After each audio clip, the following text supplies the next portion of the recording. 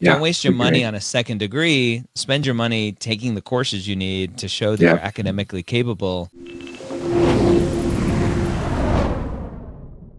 Ask the Dean, episode 29. How are you? Hello. Yeah, I'm good. How are you, Ryan? Dr. Scott Wright likes saying hello. Hello. Yes. Rachel Grubbs, honorary Dr. Rachel Grubbs. How are you? Not a Dr. Rachel Grubbs. I'm good. Yeah. Well, you could be a doctor, and because you're a female, there could be people out there that want you to not use the doctor term.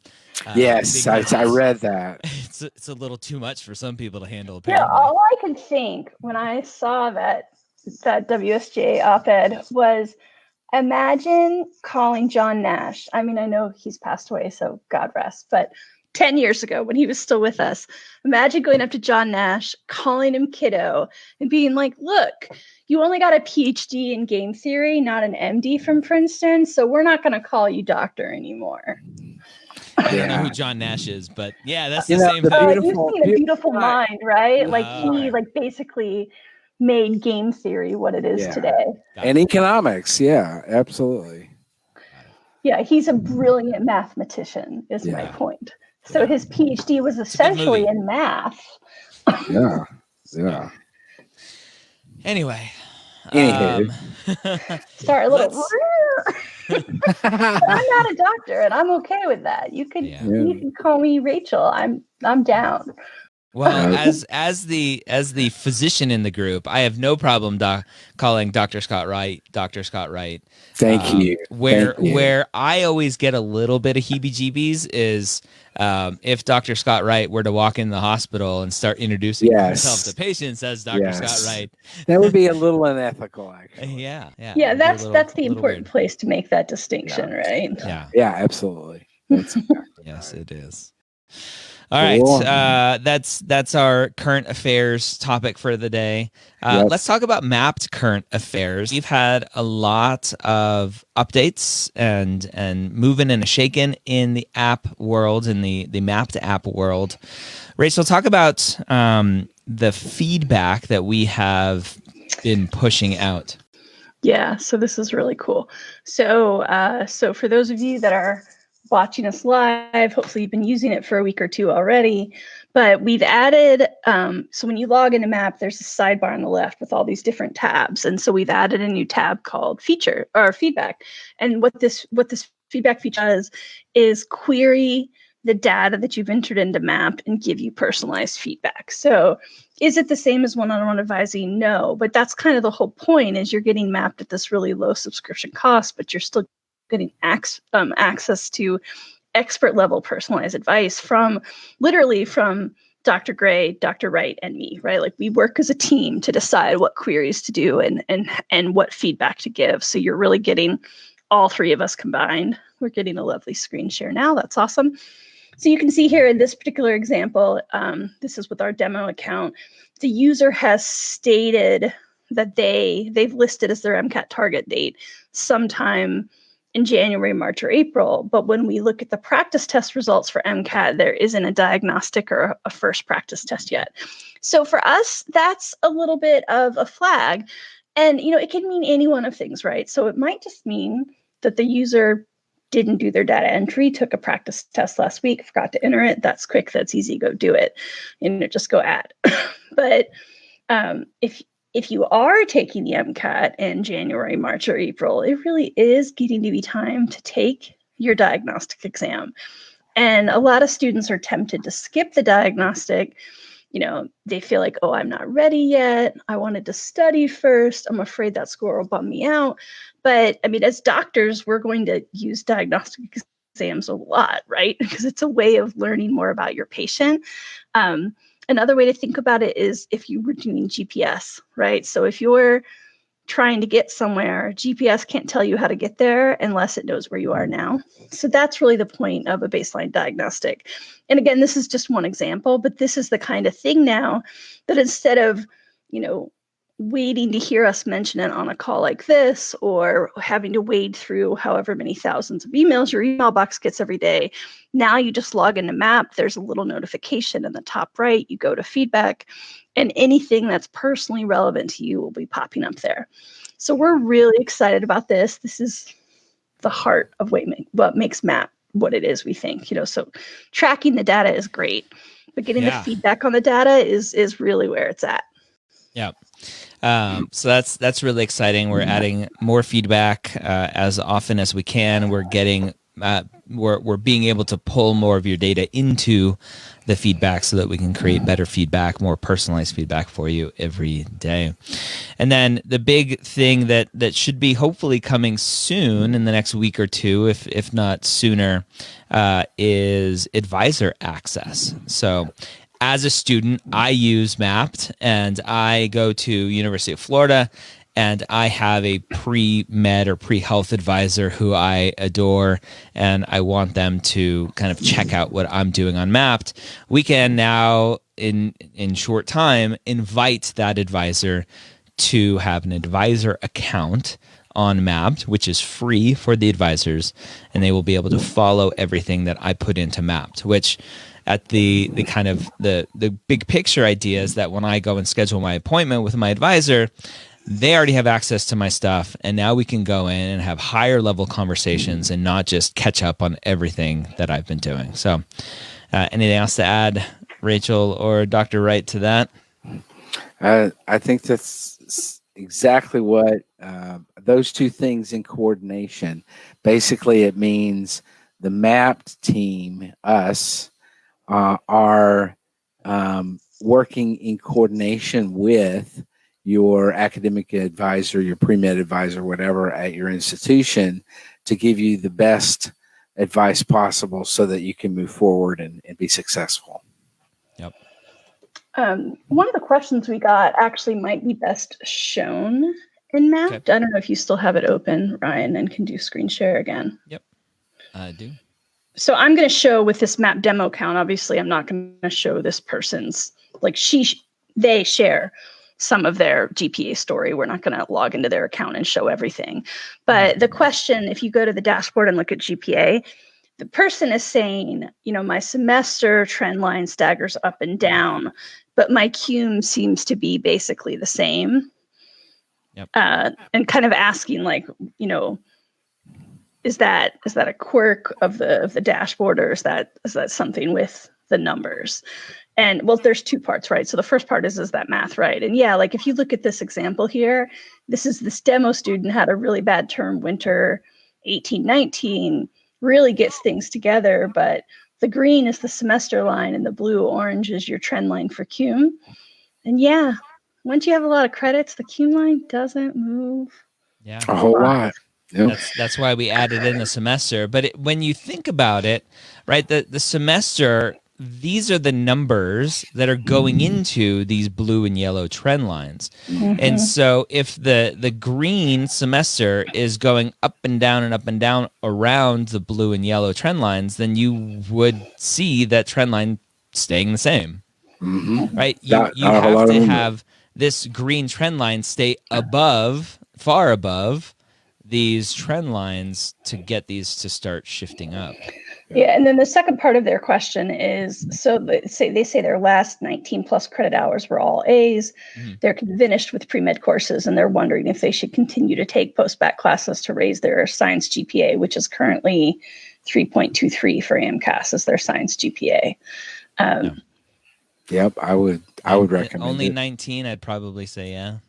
Yeah. So when you guys talk about upward trends, what's the kind of number that you think demonstrates sustained 30 or 40 hours more?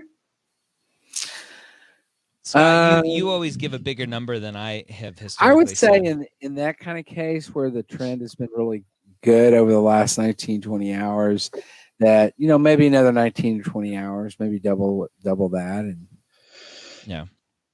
Yeah. And then Ryan, if you want to click on GPA or more detail real quickly. Is it going? You got it? Yeah. And then if you scroll down so we can see all of class standing GPAs. Yeah. So again, just for this person, if you're finding a little disheartened looking at the trend lines, keep in mind that part of why we show you the class standing GPAs, because that's also how some of the admissions committees like to look at it. Like these tables are replicating what we know is given to admissions committees. So you might be able to see it a little better if you're looking at senior or if you're looking at your post-bac numbers. Yep. We're working on one more graph to add here, which will probably be a bar graph instead of a line graph. But instead of high school freshman software, it'll be kind of the what I have in mind is like your first 30 credits, your first 60 credits, your last 60 credits, your last 30 credits, so you can kind of see those trends even more kind of dialed in. Yep. Cool. So we have a bunch of questions, and it looks like StreamYard's just being slow about populating them. Yeah, I don't see any questions coming in. I don't either. I'm toggling between Facebook Live and StreamYard. All right, so I'll read you guys some that I can see. Okay. So a student asked, is it possible for medical schools to consider me as a URM, even if I don't identify myself as Native American, African American, Mexican American, or mainland Puerto Rican? So what do you guys think about URM self-identification? So my question is, where would you ever identify yourself as a URM? Yeah, if they're, you got to base it on some definition, some external definition that says these are what URMs are. You can't just like create that out of the blue. Yeah. I think this kind of question goes along the same with students who ask, like, am I considered a first generation student? This question, like, and as far as I know, there's nowhere on the application where you signal that to say, hey, by the way, I'm a first gen student. Well, the Texas ones you do, but I don't know about on Texas. You do? Okay, yeah. On AMCAS, I don't think you do. And maybe I'm mistaken. I dug through all the application services when I was writing the application book. I started writing the application book. I'm assuming the Texas guide gives you kind of a breakdown of how you consider yourself a first gen. Yeah, it actually shows it in the application also, as well as in the guide of how we define that. And basically, the thrust of it, I think, is that your generation is the first in your family to go to college. Yep. So your parents didn't go, your grandparents didn't, all the way back. Nobody, of recent note has gone to college, and you're the very first one, or you're in that generation where you were, and so what if your parents have a master's degree from another country and then they moved here? You were born here. You're the first one going to school in the U.S. No, that doesn't. In my view, that doesn't. That's not first gen. No. Yeah. The first generation, and that's I think again.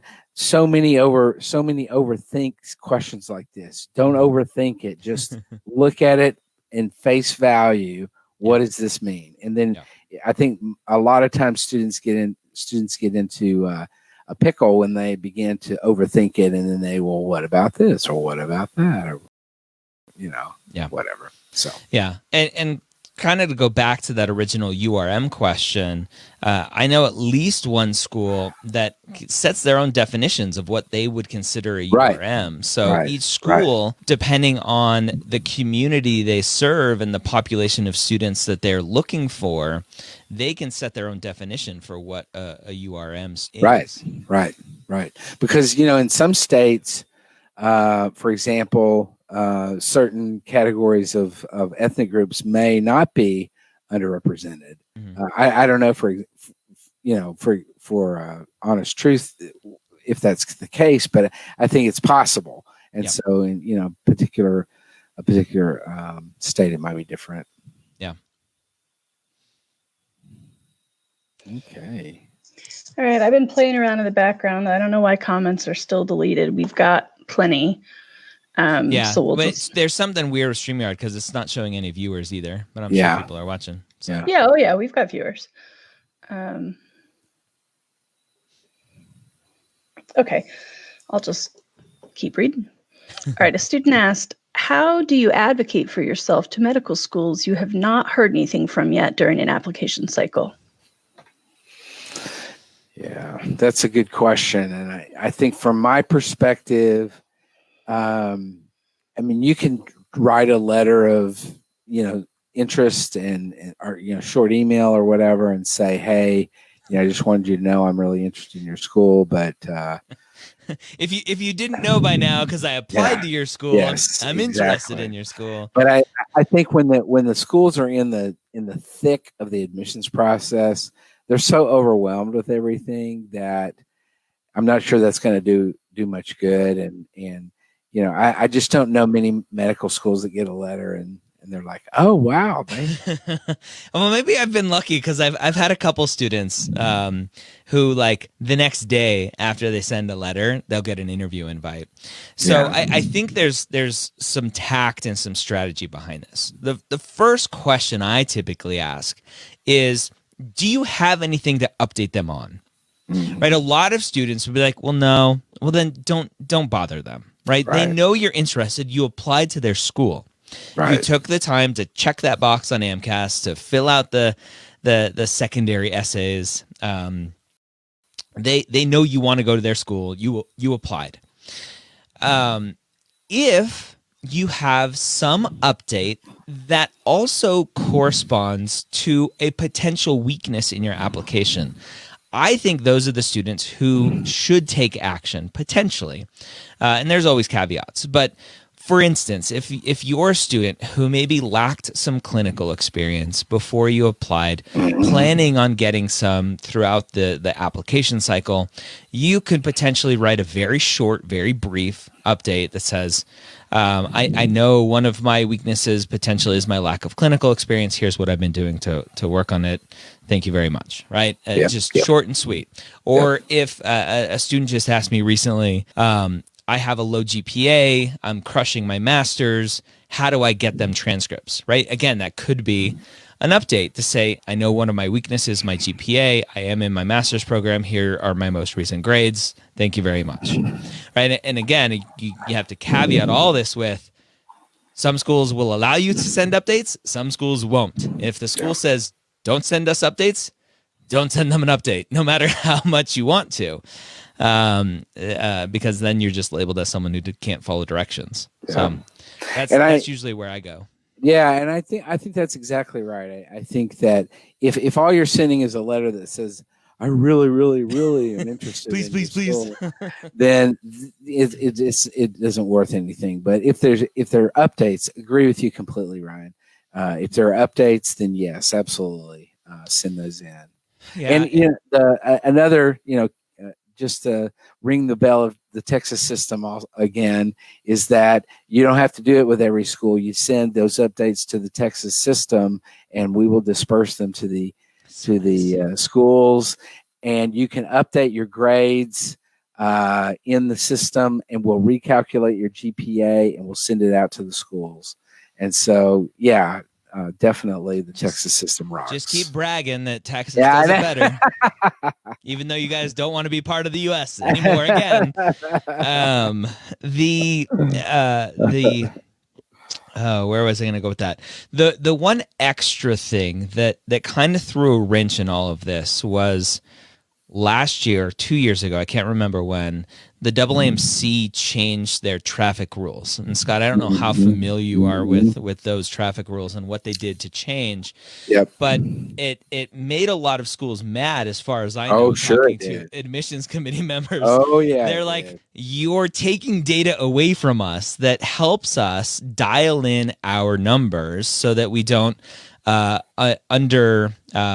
the term they use? Over subscribe the students. Yep. And so and for you watching and listening, really just if you Google AAMC traffic rules, you can get some information. It's kind of confusing, but the gist of it is that the AAMC took some information away from schools that helped them make decisions, including mostly where you have been accepted to. And it would help the schools go, okay, we haven't offered this person an interview yet, or we haven't offered this person an acceptance yet. This person was accepted to Harvard. We're Podunk State University. They're probably not going to come to us. And so they would go, yeah, let's not offer this person an acceptance.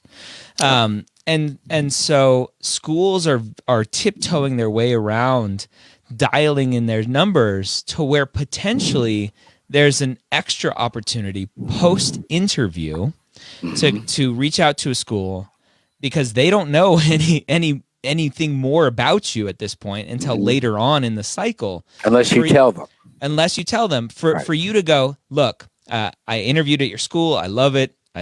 I've also been accepted at this other school, but I will come to your school. It takes away the desperation because you're saying I've been accepted already, and so you take me or not, I'm good. But also, if you do offer me the acceptance, you can count me as good on your books, right? Schools, it's stressful for schools, isn't it? To like, I got to make sure we don't have too many students. I got to make sure we have enough students. I love it. Every few years there's a school in the news that's like, we had to offer 20 students like free tuition for next year to come next year or whatever it is, because we just had too many students say yes to coming. So that's one potential other opportunity post interview. Correct, for a letter. Yep. Agreed. All right. A question here. Hello, Dr. Wright. I had a question regarding Texas Academic Fresh Start. Yeah. Do you know if one must enroll in a degree-seeking undergraduate program in order to evoke Academic Fresh Start, or can it be evoked as a non-degree-seeking post-bac? How do Texas public medical schools perceive a student who applies under Academic Fresh Start, and if perceived negatively, should they compensate for it in any other parts of their application? Doesn't Academic Fresh Start basically, the med schools don't even know, right? Yeah, they do know, actually. Oh, they do? Okay. Yeah. So just for, just briefly, just the Texas state law allows for what's called Academic Fresh Start. And basically it erases all of the courses that they had in their undergraduate record. It erases those grades from the process that were 10 years ago or older. And the point of this is to aid people who were, slouches and too young and immature and all that stuff when they were in college the first time and have gone back to school, and they're just a much different person, much more focused, mature, all that stuff. And so in answer to the question, number one, Academic Fresh Start, you declare it upon entry into a state institution in Texas. This would include community colleges, most of them, but in particular for the state-run universities, you invoke it at that point. You do not have to be a degree-seeking student. It is upon application to the institution, you invoke Fresh Start. And then second part to your question is, how is it perceived by admissions committees? And it is not perceived negatively. To do so would be an abridge to or an affront to the spirit of the law. And so, but in most medical schools, don't. There are probably admissions committees. I know that we had some at Southwestern, some members of our committee who were really unaware of what Fresh Start was. It didn't really matter to them. They could see the academic record and how good it is at this point, and that the other stuff was taken away is sort of irrelevant. So I do not think it's, in my experience, has never been viewed as a negative thing. And so, so I think it's built for non-traditional students, and I've known quite a few non-trads that have come through the pike that have really benefited from it, and it's a good thing. Yeah. Cool. And other states have similar kinds of things. If you're a non-traditional student, I would strongly encourage you to check out what's available in your state. There's a lot of students in Texas that don't know about the Fresh Start program in Texas. But if this particular questioner has any more questions, feel free to email me at scott@map.com, and I can certainly answer any questions. Or you can call TMD SAS, and they'll be happy to answer your questions as well. So it seems like this is really just Texas specific, because AMCAS likely is going to ask for all of your grades no matter. Even if you've been accepted for academic Fresh Start, where TMDSAS is like, it doesn't mean any. It's a state law. It is only applicable within the state, and only at state-run institutions like private schools and private medical schools. It doesn't mean anything. And then in terms of the second part of the question, if it's perceived negatively, since medical schools do see that it's a Fresh Start student, will they assume that this is going to be a student who may be an issue? Or is it just going to be, what does your current record show? Yeah, they're going to look at your current stuff. Yeah, because it's so, the way the law is structured, the stuff that they're removing is so old. Mm-hmm. Most of the students, it's kind of sometimes even older than that. But so I don't think there's any negativity. My experience says that's from the medical schools. Do schools see the earlier grades that have been erased, or do they just see that you are a Fresh Start student? They see where you went to school, that you have a degree from there, for example, which is not always the case, but often is.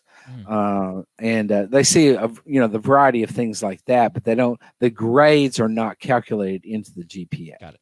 Okay. So when the schools see a GPA, they're seeing usually they're seeing an academic grades for freshman, sophomore, junior, senior as zeros, and then they see a post-bac GPA that is 3.7 or whatever. Yeah, got it. Next question here: how would you go about talking about your parents' divorce that affected undergraduate performance?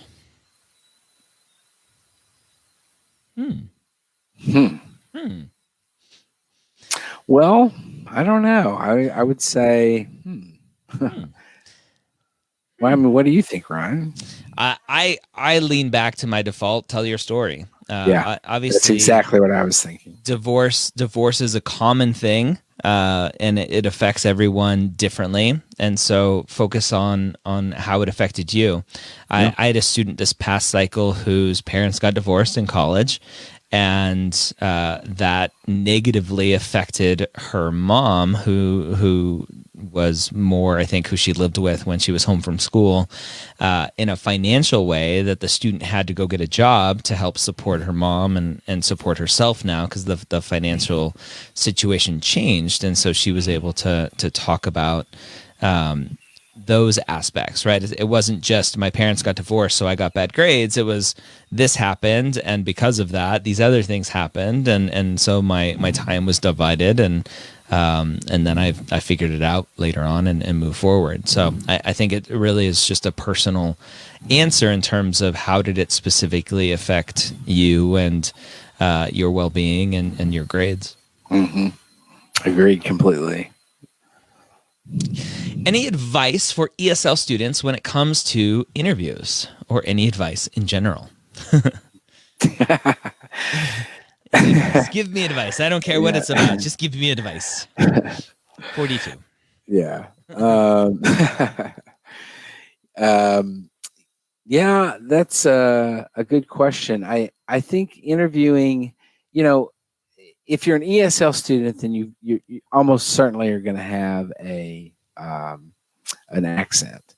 And so I think it depends a little bit on how pronounced your accent is, and if communication is an issue.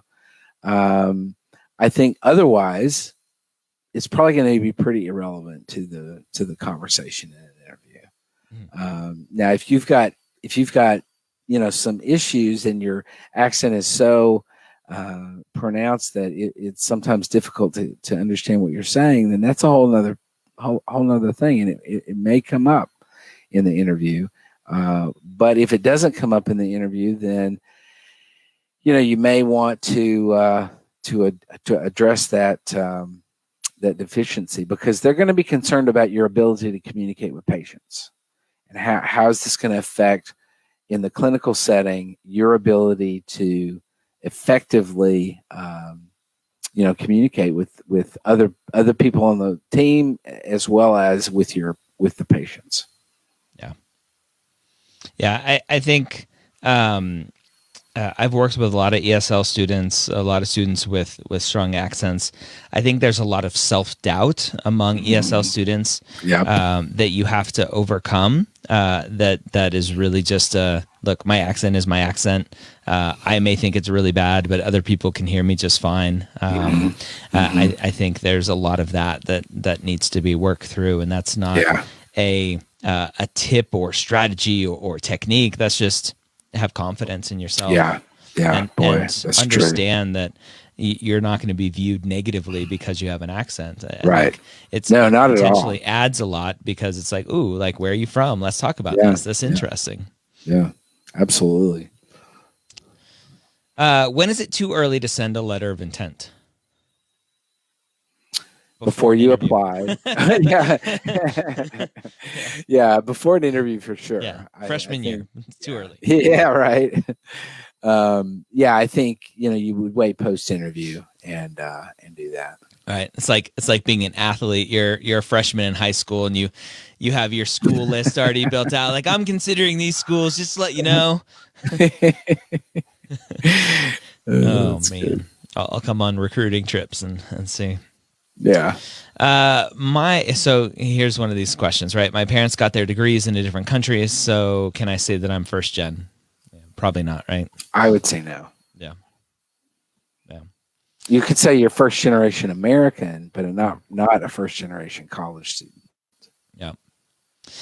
Would it be wise for a URM student to reach out to the diversity inclusion office of medical schools when applying to get a foot in the door?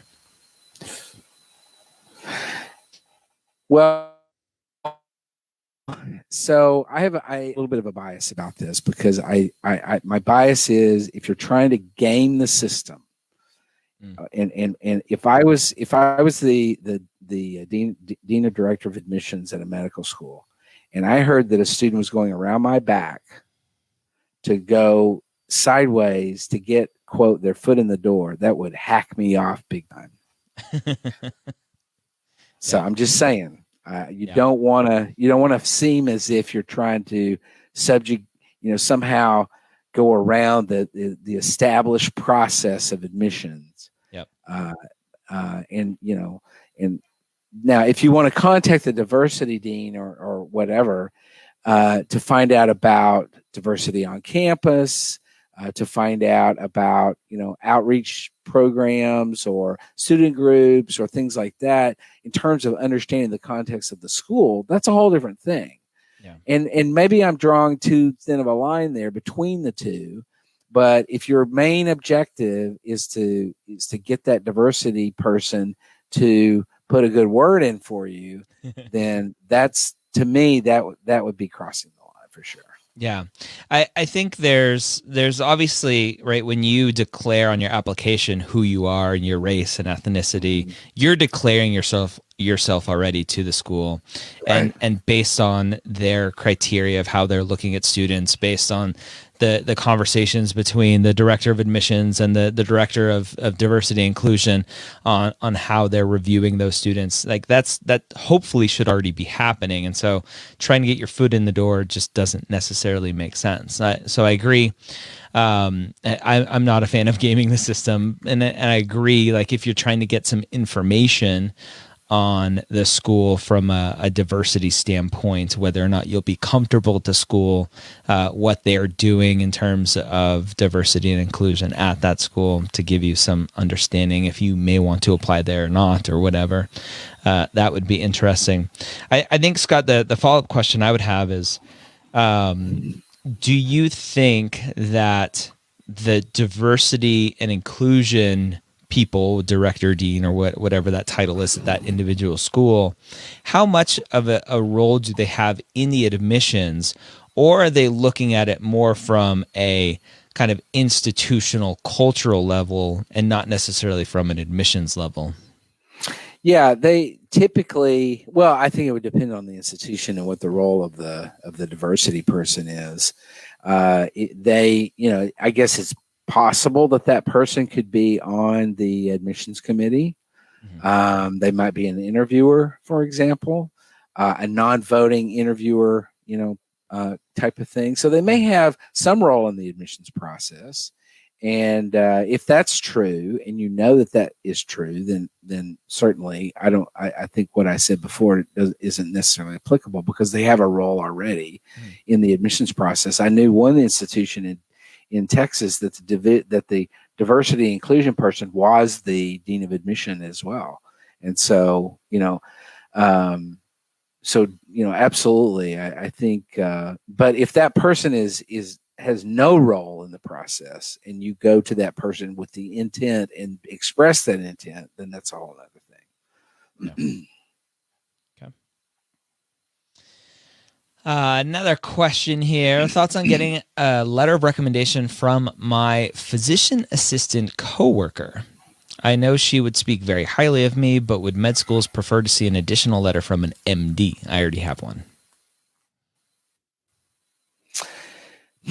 So in that case, I would say, as long as, and I probably, if I were you, I would coach the PA a little bit in terms of their letter, that what you're really wanting them to address is, since they're your coworker, to address your, clinical skills. If you have patient contact, then your skills, your brilliant skills in the clinical context, maybe your dependability and how hard you work, and your focus and teamwork abilities, and really focus in on what is going to make you great in the clinical setting as a physician. That would be, my suspicion is the kind of the thrust of that letter anyway, but you would want to coach that person a little bit. But I don't see that as a problem, particularly in this case. If they already have an MD letter, then I think admissions committees are looking for any kind of information they can get via the letters that can be helpful in the process. Yeah. Yes. That's all the questions we have so far, unless we got just heckling. How can I prevent my application from looking like the Gators this weekend? Ouch. Oh, ouch. Oh, ouch. Man, that's enough to want to throw your shoe. Oh, I got added back. I didn't add myself back. I was just going to sulk in the corner. The Gators loss was pretty miserable. Too funny. It was. Yeah, Too funny. Yeah. It's all right. Now, I have a funny story. Since we don't have any questions at this point, I'm gonna tell a funny story about, and I have a moral at the end of this story for the viewers. When I was director of admissions at UT Southwestern, this is going back to the question about going around to the diversity inclusion person and trying to get them to put in a good word or whatever. Mm-hmm. So I had a situation one year where the dean of the medical school, I'm not talking about the associate dean for admissions or the dean of whatever. I'm talking about the big daddy dean. And the dean at the medical school forwarded me an email that he had received from a student asking the dean to please be an advocate for them in the admissions process, that he really wanted to go to UT Southwestern, blah, blah, blah, etc. And the dean forwarded the email to me and said, what is this? Do I even know this person? I don't know. I don't even know who this is. And yet they're trying to get me to, and I sent an email back to, penned an email saying, don't worry about it. I'll take care of it. We get these kind of people there trying to game the system and blah, blah, blah. And, you probably don't know this person. So don't, I'll deal with it. And, anyway, blah, blah, blah. Well, unbeknownst to me, at the time that I pushed the send button, I sent my email to the student instead of to the dean. So the student was horrified, and it was apparently not his intent at all to gain the system, and that he was just trying to express to who he thought was the admissions dean as opposed to the big dean. And but boy, wasn't I embarrassed at my email, because I had been fairly strong and a little cynical in my language. And so I learned a lesson through that. I learned a lesson, and that was, be careful when you reply that you're replying to the appropriate person, and that you're not,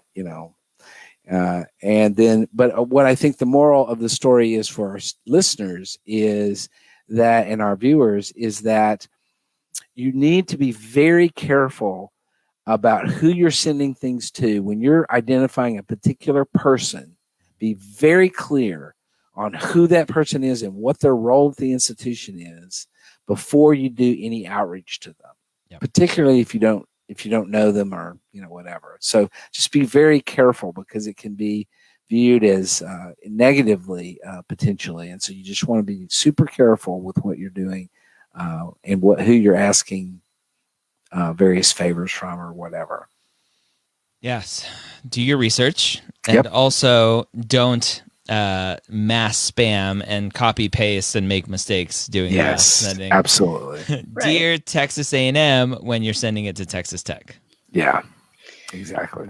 Well, and just generally trying to reach out to someone, like a cold reach out, is quite a skill. Like very few people can do that successfully. There's a reason that salespeople don't even want to do cold calling, because it's very rarely well received.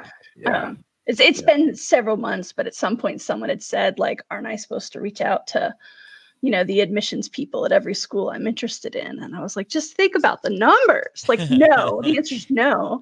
Because think about that poor admissions person. Like, how many thousands of emails are they going to be getting then? Like, it's overwhelming. That it would not make the favorable impression that you might hope it would. That's right. So we did get a couple more questions. I don't know if we need to punt them for next week or if we've got time for one or two more. We've got some time. So someone said, since there are certain liability issues with patient interactions, what are some acceptable clinical experience options for students? I mean, there's lots, but I've had a few other people email me asking something similar, like, how can I get good clinical experience? So you guys want to chat about that a liability little? In terms of COVID, or liability just in general in terms of being a licensed provider? I would think that. I don't know the context of the question. Well, so if they want to type in more, we'll go ahead and jump to the next one, which is somebody says, I've got a BS in biology degree, but with a very low GPA. How would AdComs view a second bachelor's degree in psychology with a few upper level biology courses sprinkled in? Nope. A lot of students go for this whole second bachelor's. Like, the bachelor's degree doesn't mean anything, right? I got another diploma, right? That diploma doesn't mean anything, especially when you're going to go back and be like, I struggled in my science courses, so I got a non-science degree to show you that I can handle. Like, it just logically doesn't make sense. Don't waste your money on a second degree. Spend your money taking the courses you need to show that you're academically capable of doing well in science courses. I think a post-bac program would be a much better, a structured post-bac program would be a much better alternative than doing a second bachelor's degree in psychology within that example. Yep. So that student is asking in terms of liability, in terms of being a non-licensed provider. I don't think there's any issue unless the location where you are, where you're volunteering or doing whatever is having you do things that may be unethical, right? If all of a sudden they're like, put in this PIC line, and you're like, what the heck's a PIC line? You got your YouTube going on your phone, and you're like, I don't know what I'm doing here. Obviously, the clinical practices, they are worried about liability more than anyone else in terms of their liability insurance and protecting patients. So they're not going to let you do stuff that you're not capable of doing. Right. Now this really comes up when students do foreign clinical work, and some doctors are willing to, for some reason, think that it's okay. And dentists, this happens a lot with, think that it's okay to have, a student that has no training be doing things like suturing. I've heard of suturing going on and stuff like that. Something that you would never do in the U.S. Yep. You can do it if you're in, wherever else. Yeah. And if that admissions committees would view that super negatively. Don't do that. And if you did it, don't mention it. Don't talk about it. Exactly. Yeah, and I mean, there are some jobs that get you great clinical experience that are going to require some training or certification. Like an MA, or CRN. Yeah. Mm-hmm. And it might be that for you to get the good clinical experience you want, you just need to invest in one of those trainings. Mm-hmm. Someone over the weekend was emailing to say, like, I can't get any clinical volunteer opportunities. And yes, this is a known issue that is happening during COVID. Right now, it is easier to get a clinical experience through a paid job than it is through volunteering. Now, I mean, bonus to get the money probably means you get a lot less freedom in your scheduling, but... Yeah, and remember, there's no difference. There one is not better than the other. Volunteer clinical versus paid clinical. Clinical is clinical. Right. That's right. All right. So our last question of the night. Someone would like to know about Dr. Scott Wright's awesome CAFFEINE blocks, the caffeine blocks behind you.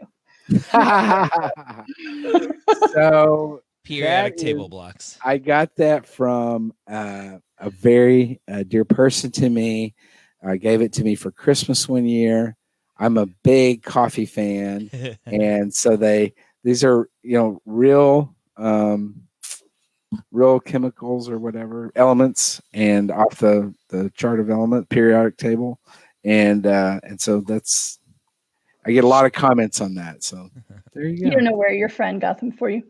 No, I don't know for sure. I've seen it. I want to say I saw it on Amazon one time, but that may not be true. All right, question asked. You're just gonna have to Google. They're out there somewhere. Yeah, and there's no labels on this, so I don't have any way of knowing where she got it. So, although I will ask her and report to you back next week.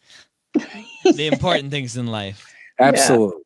Absolutely. Never be afraid to say you don't know and be willing to read. That's right. That's exactly right.